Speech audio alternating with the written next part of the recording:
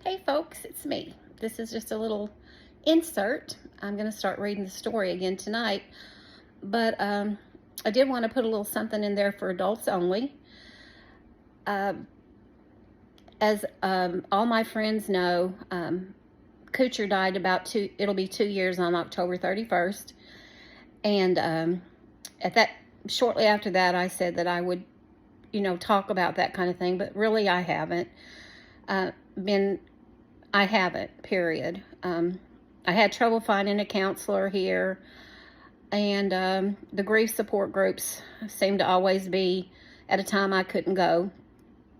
But just as an update, about probably the first year, no, not the first year, for several months after he passed away, I kind of lost interest in living altogether.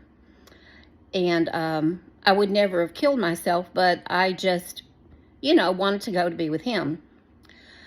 And that lasted for several months, probably even 6 months to a year. And then I'm glad my daughter wanted me to move to Louisiana, because I can see that I might have let things get out of hand, because I miss him. But probably after about a year, I didn't necessarily want to die anymore, but I just didn't care, period. I loved being with my grandkids and all that stuff, but I felt bad because Kuchar was a much better grandparent than I am. And so I felt bad, and I was not taking care of myself the way I should have.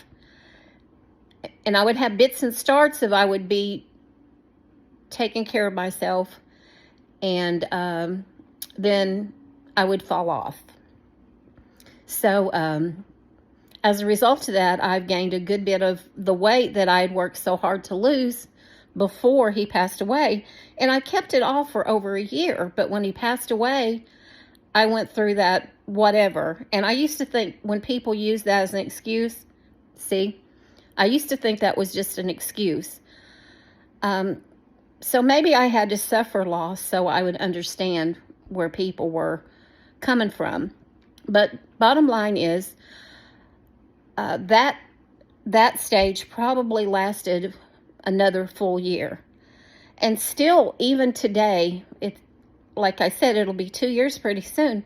But even today, I can just start crying out of nowhere. And I'm doing just fine. And then all of a sudden, the bottom drops out. And it makes you feel like you're going crazy, to be honest with you. But the last month and a half, I've cared. I've cared. And so I'm trying to take care of myself. I still have not been to the doctor, because it's just too hard to go to the doctor when you live out of state from your insurance. And of course, I'm really good at making excuses, because I would rather do anything than go to the doctor. It's not that I don't like doctors, it's just I don't like all the junk that goes along with going to a doctor. But anyway, for about a month now, I have been doing much better, really much better. I was telling people I was doing okay, but now I am doing much better, and I want to live. So I'm trying now to get my life back in order. And I'm doing this as much for myself as I am for anybody else. But also because you need to know too, because nobody knows what tomorrow holds for anybody. And it's important for us all to be prepared should something happen. Anyway, so bottom line is, I've decided a little over a month ago, I've committed to getting my health back. And I hadn't got to where I was dragging around and stooping and not able to get out of bed and all that falderall. But I had gotten to where every day was, you know, it was just a day. And I was telling people, now here, I'm really good at telling stories, but I was telling people that I had decided I was going to live until I died. And I am going to live until I die. I'm not going to be running around quite as much as I have, because I think that running around was helping me avoid feeling. And I think feeling is what you have to do to get past something or to get through something. And when you're loved the way I was loved, you know, and the way I loved him, then of course with great love comes great pain. And anyway, just for those of you who have never lost, and I hope you never do, but for those of you who've never lost, if you should lose someone, just know there's someone there. You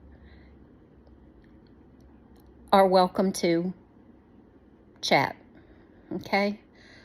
I had to, in order to get to the point I'm at right now, I had to cut off some friendships that were making it hard for me to cope. But right now, I am okay. I miss Kuchar desperately, but I'm not lonely. And I'm not searching for something to feel that loneliness. I'm okay with myself now. And anyway, I may have said more than I should have, but I wanted to do this so I could remind myself later, because, you know, like I said, it comes and goes, but it's for today. For today, I am committed to loving myself, enjoying my life, but taking care of myself. Because, you know what? I could live.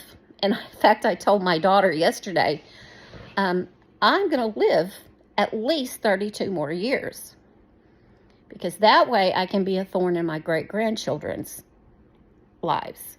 And, you know, it's not that out of the ordinary for somebody to live to be in their 90s. Not nowadays. But anyway, for those of you who have lost, or for those of you who lose in the future, it's okay. All the stuff that you're feeling, all the craziness in your head. You know, one day I was going down the road. This was like a couple months in. I was driving down the road and started crying and forgot where I was going. And I was crying so hard that even if I got there, I probably couldn't have gone in, because, you know, even when you don't wear makeup, you still can tell when somebody's been crying. But that day, I think I probably drove around 20 miles to go absolutely nowhere. But that is part of grief. That is part of all the emotional stuff that you're going through. God is our strength, though. And with him, we can get through anything. And having my daughter and grandkids and my son-in-law, and his family, too, for that matter, and God, I think I already said God, but having all of those people around me and feeling like they needed me, that helped me make it through. Anyway, y'all have a good day, and I'm going to mark this for adults only, because kids don't need to know about pain like this. My grandson, after Kuchar died, and I was crying one day, he said, "Well, Mimi, Pop is in heaven. Why are you sad?" And Piper is always telling me, Mimi, Pop-Pop's in heaven with Jesus. In fact, for a while, every time we went past a certain place, she would say, Pop-Pop in heaven with Jesus. And now her mama tells her occasionally, yep, Pop-Pop is in heaven with Jesus, and they're drinking coffee and talking. And knowing Pop-Pop as I did, he's probably wearing Jesus' ears off. Anyway, y'all be blessed.